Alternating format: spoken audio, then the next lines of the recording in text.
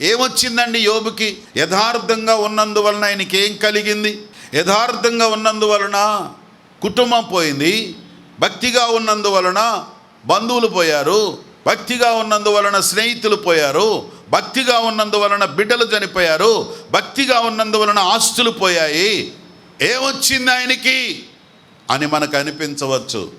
పరిస్థితులు తారుమారైనా, ఎంతో కష్టమైన పరిస్థితుల్లోకి వెళ్ళినా, క్లిష్టమైన పరిస్థితులు ఎదురవుతూ ఉన్నా, ఉన్నవన్నీ పోగొట్టుకున్నప్పటికీ, మనుషులు పోయినా, దూరమైపోయినా, ఆరోగ్యం పోయినా, యథార్థతను వదలకుండా అతను ఉన్నాడనేటువంటి గొప్ప విషయాన్ని మనం చూడవచ్చు. యథార్థతను బట్టి దేవుడు లేవనెత్తుతాడు. ఉత్థానము, ఉద్ధరించుట, నిలబెట్టుట, మరలా తిరిగి నూతన జీవమిచ్చుట, ఆదుకొనుట, నిలబెట్టుట, మరలా బాగు చేయుట. దానికి కారణం ఏంటో తెలుసు? యథార్థత. దేవునికి స్తోత్రం.